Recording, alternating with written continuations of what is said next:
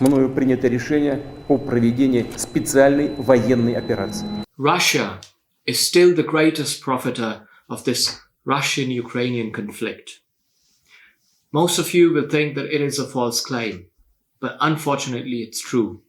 And the reason is the soaring oil and gas prices. Even after the overwhelming sanctions from around the world, from the United States to the European Union, the fact remains that after Saudi Arabia, Russia is the biggest oil exporter and one of the biggest gas exporter to the European Union.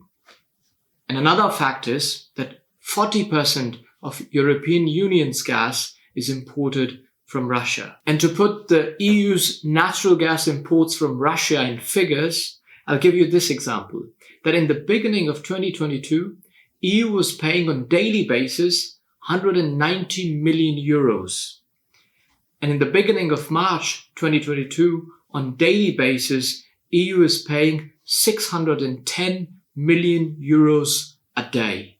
And that is the reason that even after the complete ban of United States on Russian oil and gas, European Union and United Kingdom are unable to do the same. Now, because of these mandatory imports from Russia, Russia is becoming even more wealthier, which is further fueling the conflict in Ukraine. And not to be forgotten is the refugee influx in all these European states, which will further increase the problems.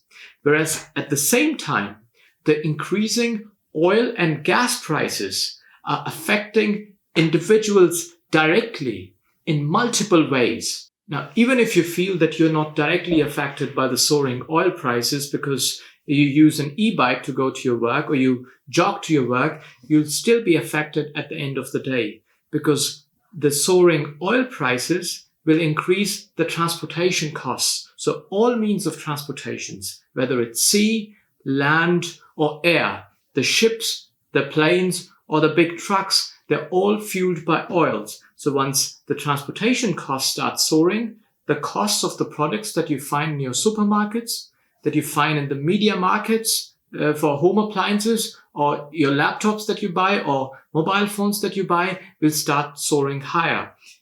Whereas we are still not talking about the directly affected costs, which are the heating prices in your houses, which are heated. The heating system works on gas. That they are directly proportional to the soaring prices of the gas. So all these costs will start soaring higher, which at the same time, your pays that you're getting, the checks that you get every month from the companies where you're working will stay the same. Now, the reason that the checks that you're getting from your companies or the pay slips that you're getting stays the same is that because the companies where you're working, they're paying more money to get the raw material because the transportation costs are getting higher. So if you're working in an auto industry, they need steel to be imported or steel to be produced. And we know that once you collect the raw material for steel, they're not produced at one place. They have to be collected together, and they will be collected using different means of transportation. And the means of transportation are now expensive. That means they will put in more money into it to bring all these things together.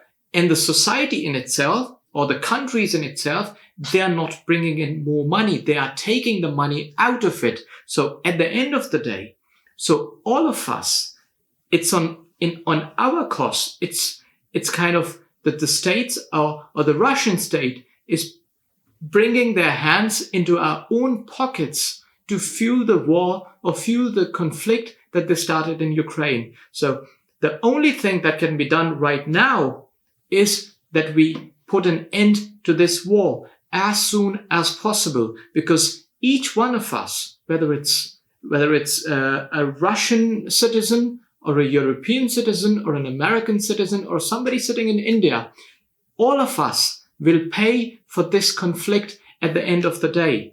And the only country which will not be affected, it will in a certain way be affected, but less affected, is Russia itself, because it's making money out of it. And that is the reason that all the countries around the world have to get together and ask Russia, or to request them, or to force them to put an end to this conflict. And I'm no policy expert or a war expert, but as a normal citizen of this world, I can say one thing, that if you keep on lengthening this war by providing arms to Ukraine or by fueling this war on other levels, it will at the end affect all of us. So there is no good in lengthening this war, increasing the time span of this war by supplying weapons to either of the sides. The only thing that can be done, that must be done, is to put an end to this war as soon as possible,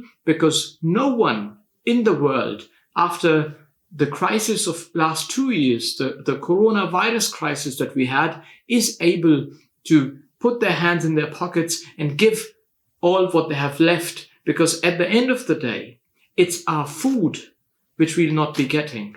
And no one of us want that the children or normal people die because they are unable to find food. That will be the end of humanity. And before we start, or before we begin, or put a start to the end of humanity, we have to come in and say no to this war. Thank you very much.